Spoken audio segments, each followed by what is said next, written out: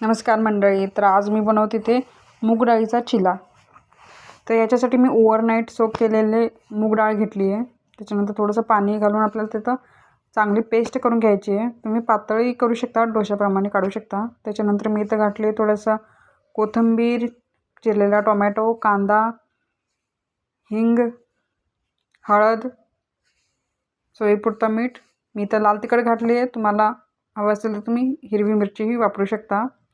हे चांगलं मिक्स करून घ्यायचं आहे. तुम्ही ह्याच्यात भाज्याही ॲड करू शकता, जसं की गाजर, बीटरूट. छान लागतं, वेट लॉससाठीही उत्तम आहे. त्याच्यानंतर पॅन गरम करत ठेवायचं, त्याच्यात थोडंसं ऑइल टाकायचं आणि आपल्याला छान पसरून घ्यायचं. तुम्ही पातळ केला तरीही चालतं आहे. मी तर थोडंसं जाड केलं आहे. खूप छान लागतं हे. आपल्याला दोन्ही बाजून खरपूस परतून घ्यायचं आहे. तुम्ही चटणी किंवा चायसोबत एन्जॉय करू शकता.